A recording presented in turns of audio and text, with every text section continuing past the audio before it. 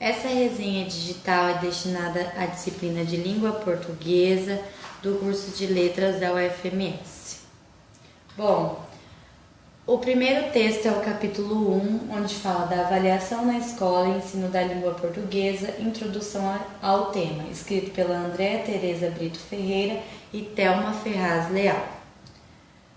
O texto, ele começa com a sua introdução falando sobre avaliação. Avaliar faz parte da vida. Bom, a gente sabe que constantemente nos deparamos com situações onde nos requer avaliações. Todas as nossas reflexões exigem estratégias e assim, quando obtemos os resultados, precisamos avaliar esses resultados. Somos obrigados a pensar se os resultados foram satisfatórios, se saíram do jeito que a gente queria, e isso está nos fazendo avaliar. Uma das principais dimensões da avaliação é a de promover a construção do conhecimento. Bom, então, se na vida já passamos por diversas avaliações, na escola não é diferente. E na escola essa avaliação é feita constantemente. Bom, essa avaliação na escola pode ser planejada, uma avaliação planejada, ou pode ser uma avaliação apenas por observação do seu aluno, ver o que ele melhorou, o que ele piorou. E sendo assim, esse é o próximo assunto do próximo tópico, que é o papel da avaliação na escola. Bom, para entender a avaliação escolar, é preciso que a gente reflita sobre a cultura escolar. E essa cultura escolar, no século XVI, acontecia de forma que as avaliações elas eram extremamente rígidas. A escola ela era vista como um ambiente de avaliações rígidas. Os exames aconteciam em eventos públicos, onde eram demonstrados os conhecimentos acumulados pelos alunos. Já no século XIX, a avaliação ela é sistematizada, ela é objetiva. Por que objetiva? Porque quanto maior fosse a nota do seu aluno, maior era considerado o conhecimento dele. Então, vamos supor que quanto mais nota ele tirasse, mais inteligente ele era considerado. E já no século XX, começaram a ocorrer algumas mudanças no campo educacional. Aconteceram reflexões sobre os objetivos educacionais. E assim, o julgamento se tais objetivos educacionais estavam sendo atingidos. E dentro dessas perspectivas, então, ocorrendo essas mudanças, a avaliação ela passa a ser pensada como estratégia para regular e adaptar a prática pedagógica às necessidades dos alunos.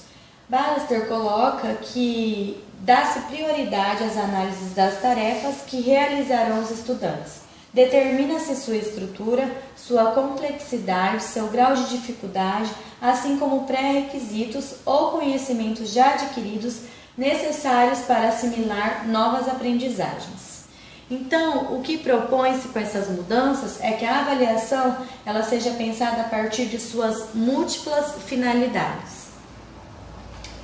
Assim, precisamos então avaliar para conhecer essas dificuldades, planejar atividades adequadas, avaliar para verificar se essas estratégias de ensino estão dando certo, se eles aprenderam, se essas estratégias precisam ser modificadas. Ou seja, quando a gente fala de planejar atividades adequadas, a gente pode pensar da forma que, se a gente pega um livro didático onde tem atividades que eu posso usar na minha aula, será que essas atividades eu posso pegar e jogar lá na sala de aula? Será que elas estão adequadas? Será que elas não precisam ser modificadas? Não posso acrescentar alguma coisa, mudar alguma coisa? E se eu for pensar também nessa avaliação, será que ela precisa ser por nota realmente? Será que eu não preciso só saber se esse meu aluno ele aprendeu, se ele sabe o assunto, se ele não sabe? Bom, na educação no Brasil, por muito tempo, acreditava-se que quanto mais avaliação, melhor estaríamos preparando nossos alunos para a vida em sociedade. E com isso, gera o quê? Gera separação de classes. Por que essa separação? Porque pouquíssimos alunos conseguiam chegar ao ensino médio com esse método. Esse método era um sistema que ele selecionava apenas os melhores e muitos ficavam excluídos. Então, continuando essa discussão, é papel da escola ensinar e avaliar se seus alunos conseguiram realmente aprender. Porém, o que acontece é o quê? O que acontecia era reprovação escolar, era esse aluno sendo responsabilizado por essa reprovação, se ele não era tão maduro para passar de ano, se ele não sabia a matéria, se ele não estudava. Então, esse estudante ele era apenas avaliado. E na perspectiva formativa, é papel da escola ensinar, favorecendo por meio de diferentes estratégias, oportunidades de aprendizagem e avaliar se tais estratégias estão mesmo sendo adequadas. Todas essas coisas estão engajadas. Aluno, professor, família, está tudo engajado. O aluno ele é avaliado por diferentes estratégias. Assim, o baixo rendimento ele tende a ser discutido. Será mesmo que essas estratégias estão certas? Será que é preciso modificar essas estratégias? E em 1980, devido a esse grande número de reprovações do baixo rendimento escolar, foi criado o sistema de ciclos.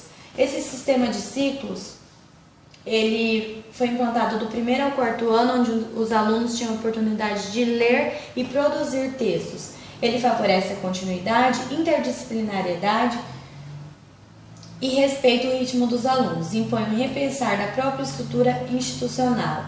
Ou seja, o texto ele vai passar a ser privilegiado na escola com o sistema de ciclos. Vai haver a priorização nos primeiros anos do desenvolvimento da capacidade de leitura e produção de textos. Tudo isso não dispensando as outras áreas.